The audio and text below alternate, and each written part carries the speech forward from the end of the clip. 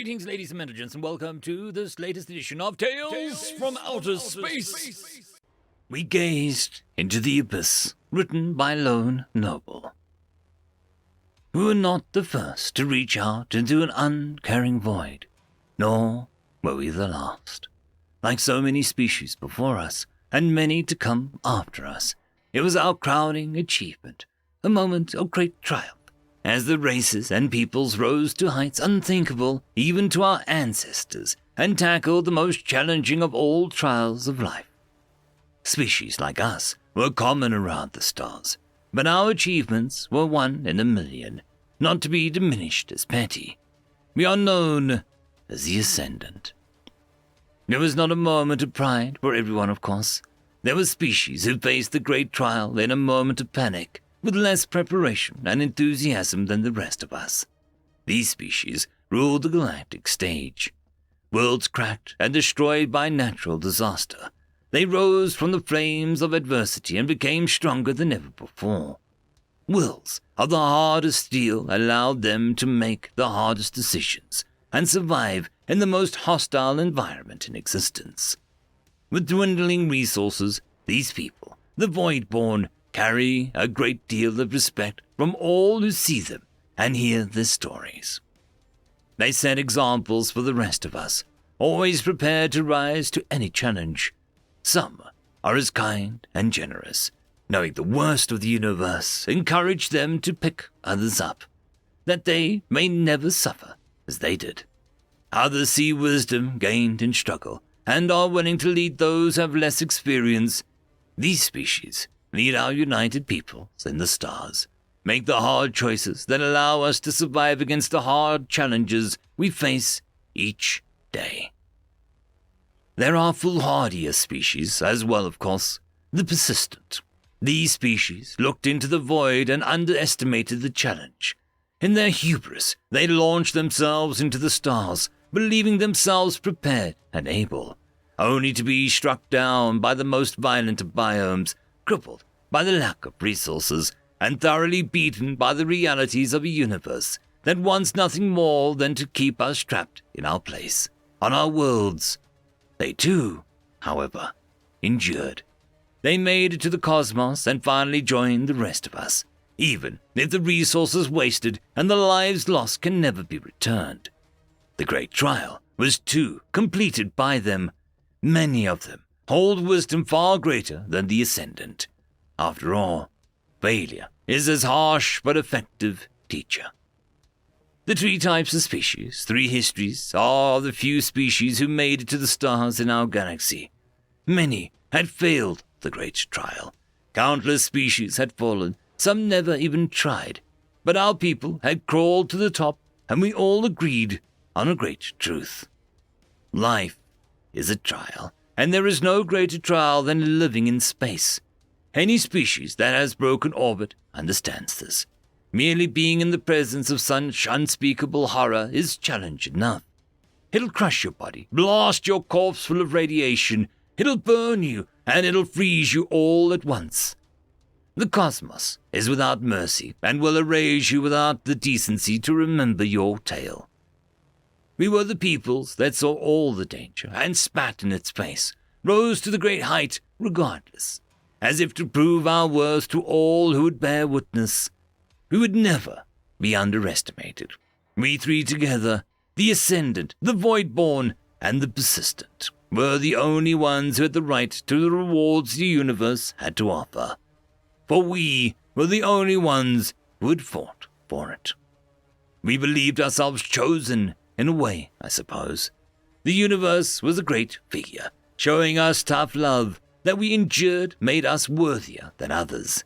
That our endurance was the greatest of all, the pinnacle of the universe. Some days we can't decide if we're angry or grateful to discover how wrong we were. The edge of our galaxy was visited by a fleet of silver warships, soaring in formation across the mostly empty void, spreading across the galaxy, scanning the most hostile worlds, landing forces on the most doomed stellar bodies, and mapping the stars around them.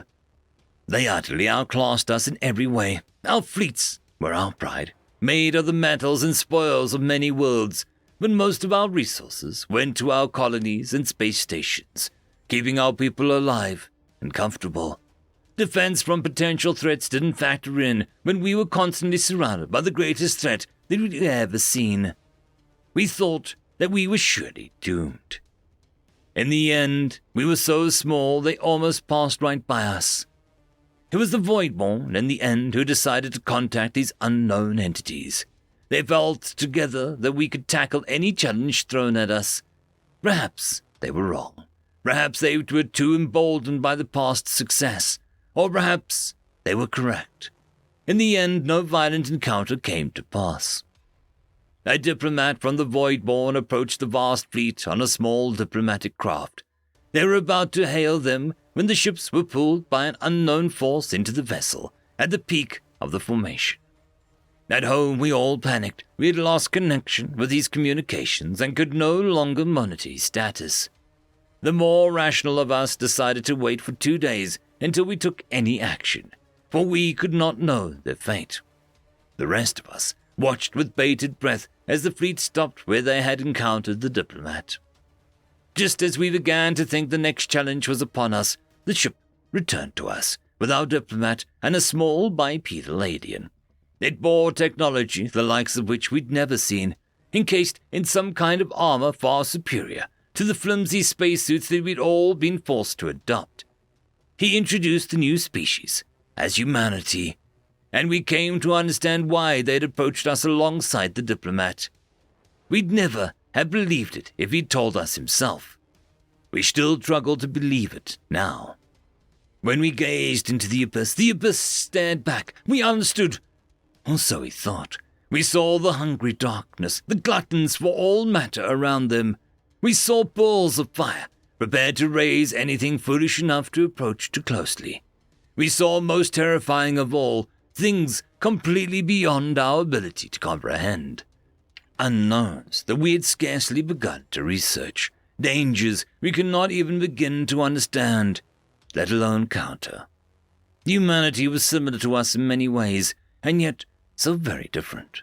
They'd been born into this universe like all of us, on a sole planet, but they too refused to contain their greatness on such a small world. They had spread out into an uncaring void, just like us, defeated the challenges that came, just like us. They built stations, just like us, and colonized worlds, just like us. However, their galaxy, the Milky Way, as they called it, was utterly barren of life. Humanity believes that they were the sole life that existed there. The rest of us secretly speculated that they were the only species that was the world to overcome the great trial, all others having fallen long ago. By the time they had utterly conquered that, they had learned the lessons of the persistent, with the enthusiasm of the ascendant, and conquered all challenges with the willpower of any Voidborn. They spread beyond the galaxy, seeking out other life, and it seemed that they had finally found it. Having heard the tale to the finished, we were naturally inspired. Even if we could not understand how they had reached such heights, the universe is unforgiving and cruel, and they should not have been able to carry themselves further than all of us combined, unassisted. It was then the diplomat they had returned to us, in a shaky voice, explained what we had learned from his time aboard the vessel. They had gazed into the abyss, and the abyss stared back. They understood what they saw. They saw a hungry darkness, gluttons for all around them, and with it, the perfect place for prison stations, inescapable and isolated. They saw balls of fire, prepared to raise anything foolish enough to approach it closely, and with it, a source of endless energy and power to fuel the ever-growing domain. They saw, most terrifyingly of all, things completely beyond their ability to comprehend, unknowns that they had scarcely begun to research, dangers they could not begin to understand, let alone counter. And with those dangers they saw endless potential and discovery, challenges unending and stories yet to be told. Where we saw only danger, Humanity eagerly saw potential. Since the beginning of their tale, they gazed into the most hostile place in the universe and wanted to know what lay beyond. It was a hard truth to swallow, with the implications it carried. We believed ourselves chosen of the cosmos, survivors tried by fire, conquerors of the hardest challenges there was, reaping the rewards. We were survivors indeed, for that was all we had ever done. Survived. Humanity had thrived. They never saw the great trial as a final step in a species, never settled for the thing to be the end of their tale, stepped beyond and always looked for the next fight, rose and conquered greater challenges than we had yet to begin to approach. We thought that we were the chosen, but it was they who saw the greatest dangers of the universe and felt called by it. The final of our 4 types of species, only humans worth enough to fall under its banner, the summoned, called to the abyss itself to explore it to the ends of existence. The fleet has long since left, though the colonies and space stations they set up remain. The summoned have a quest to explore it all, and it will not wait, even for us. But they taught us something valuable indeed. There is more to the universe than what we have now, and if humanity could do it alone, then we can do far more united. The peoples of humanity humbled and inspired us, whilst it was bitter pill to swallow. It is thanks to that we will become more than we have ever been before. Our stories have merely begun. Perhaps one day we will have something to teach them, too. End of story. I would just quickly like to thank the T5 channel members and patrons. Caspar Arnholtz, Cam Maxwell, Barkey, It's Difficult to Pronounce, Lord Azrakul, and Arcadian.